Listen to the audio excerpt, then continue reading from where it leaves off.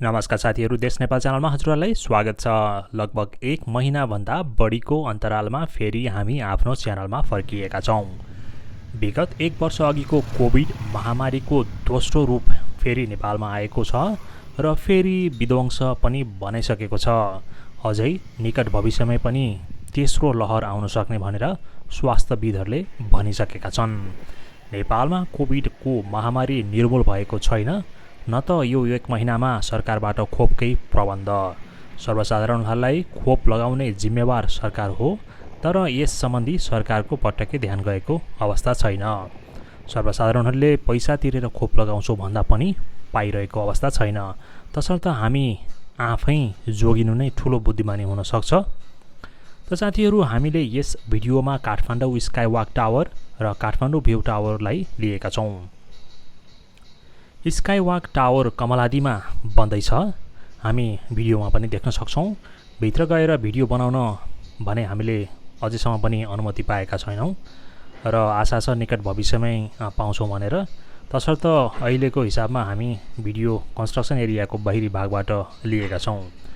Dash Nepal private लिमिटेडको योजनामा काठमाडौँको कमलादीमा skywalk टावरको निर्माण हुँदैछ।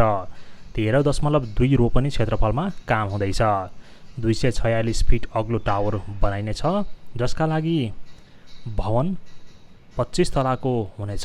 टावरको सबैभन्दा टुप्पोमा 114 फिट व्यास भएको सिसाको प्लेटफर्म हुनेछ, जसमा हेर्दा आकाशमा हिँडेको जस्तै अनुभव हुनेछ।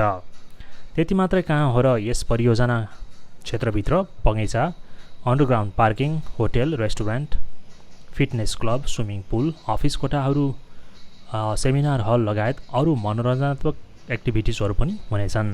यता लकडाउनले गर्दा काठमाडौँ भ्यू टावरमा पनि खासै ठुलो प्रगति देखिएको छैन। बिस्तारै कन्स्ट्रक्सन एरियाको चहलपहल भने बढ्दै गएको छ। हामी देख्न सक्छौँ 4थो तलाको काम अहिले भइरहेको छ। 23 रोपनी क्षेत्रफलमा फैलिएको छ काठमाडौँ भ्यू टावर, जसमा 23 रोपनीको 40% जमिन टावरले ओगट्नेछ भने बाँकी 60% भने खुल्ला स्पेस हुनेछ। बुट मोडेलमा निर्माण भइरहेको भ्यू टावरको निर्माण खर्च जम्मा 7 अर्ब 64 करोड लाग्ने अनुमान गरिएको छ। 19 तले भ्यू टावरको हाइट लगभग 130 मिटर वा 426 फिट हुँदा नेपालकै सबैभन्दा ठुलो बिल्डिङ पनि यो बन्नेछ। बिल्डिङको परिसरमा हरित बगैँचा, अन्डरग्राउन्ड बस टर्मिनल, अफिस भवनहरू, बिजनेस स्पेसहरू आदि इत्यादि हुनेछन्। विगत कैयौँ वर्षदेखि सुस्त भएको भ्यू टावर गत वर्षबाट गति लिन थालेको हो। आशा छ अब छिट्टै भ्यू टावर स्काईवॉक टावर सम्पन्न भई कोभिड महामारी पश्चात फेरि नेपालमा आन्तरिक र बाह्य पर्यटनहरू बढोस्, राजनैतिक अवस्था स्टेबल होस्, देशमा सुशासन छाओस् भन्दै आजका लागि म बाबुरामसोती देश नेपाल च्यानलबाट बिदा हुन्छु। धन्यवाद अनि जय नेपाल। त साथीहरू, जाँदा जाँदै अहिले हामी काठमाडौँ उपत्यकामा भइरहेका विकास निर्माणलाई फोकस गर्नेछौँ।